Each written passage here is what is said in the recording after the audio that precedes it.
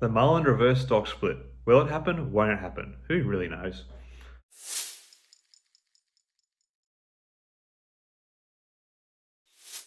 Hi again, everyone. Hope you're all doing really well. So Friday was obviously a day where Mullen Automotive gave back its gains from Thursday, dropping 2 cents or about 14% on the day.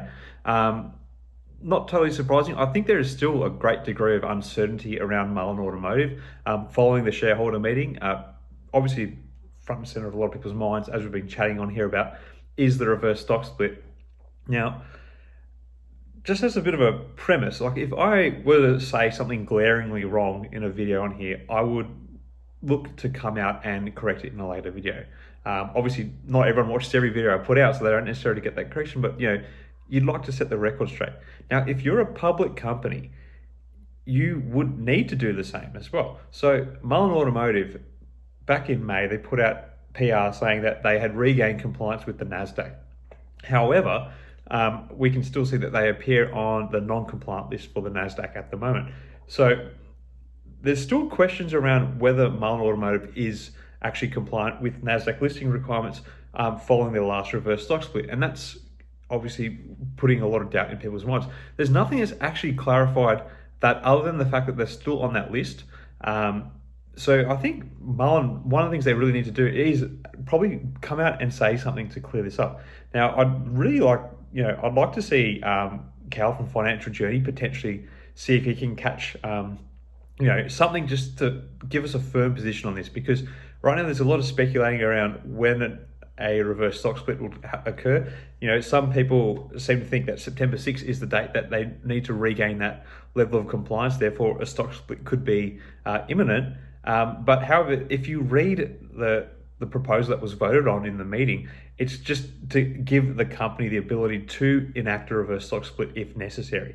So there's still a lot of question marks. So we may not necessarily, I think, look, obviously the stock is severely beaten down, and there's probably going to have to be a reverse stock split at some point down the track to really turn things around, because it just doesn't seem to be happening. Even the company's stock buyback that they've put in place isn't actually doing much to manipulate the stock price at all. I don't think they've actually even rebought any shares. There seems to be no sort of record of that. But they've got that $25 million there earmarked to do so. So that could even be something that pushes the stock price up. But they just, nothing's really happening on that front.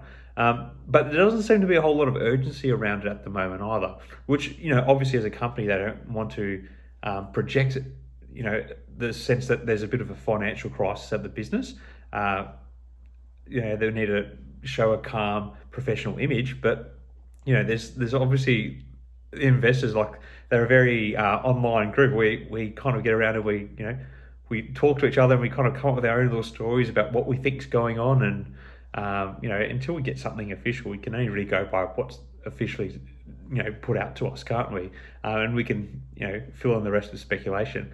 Now, I kind of spoke about this yesterday, that if there was to be a reverse stock split, and especially if it was going to be an urgent one, I sadly don't think for shareholders it's going to be a small one. I think it's going to have to be up the larger end of the spectrum of that 1 to maybe not 1 for 100, but somewhere up around above like the 25 at least anyway, because like Marion Automotive's got the poor reputation of having its share value eroded very quickly once it's been elevated. So a reverse stock split of 1 to 10 right now will get the stock to $1.20, and therefore there's a ability for the company's stock price to come down even further again, and to stay up above $1 from $1.20 for 10 consecutive days is going to be a real hard ask for Mullen shareholders. Obviously, maybe that might be when they utilize the money that they've earmarked for the stock buyback. But yeah, I feel like really they're going to have to go higher than 1 for 10, and so which puts them over effectively more than 1 for 250 in a 2-year period, which means they won't be allowed any NASDAQ extensions if they get another delisting threat. So there's a lot of there's a lot of stuff that's up in the air with this whole situation right now. And it's kind of probably overshadowing some of the positive things that have come for the company lately.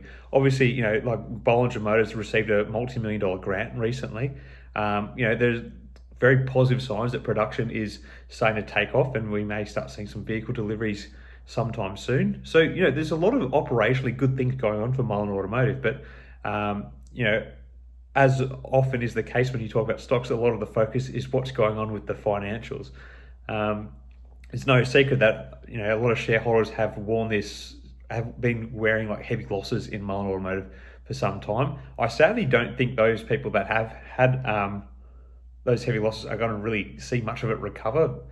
In part thanks to our good friend Diluting Dave. I don't know, I stole that name. I saw it in someone's comment. I thought it was pretty clever, Diluting Dave. But it's going to be very hard to recover losses that have been made over the many years. So you kind of face two games here. You can either be dollar cost averaging and hoping for a turnaround, or you just cut your losses really. That's just the way I sort of feel about it. I'm only a late entrance to Mullen. I got in at about 7 cents earlier this year before the reverse stock split, so I'm still down very heavily. So it's not fun, but at the same time, I'm still keeping an eye out and thinking of dollar cost averaging my position down a bit more. I've had a price point in my mind for a while, but it hasn't actually fallen to that level yet. I was looking if it falls below the 10-cent mark, but anyway, just wait and see. Anyway, I'll leave it at that for this video. Just another couple of thoughts about the whole reverse stock split and what's going on with Mullen. Share your thoughts on it all in the comments below. Hope you guys have a great weekend. Until next time, everyone, may the markets trade in your favor. Cheers.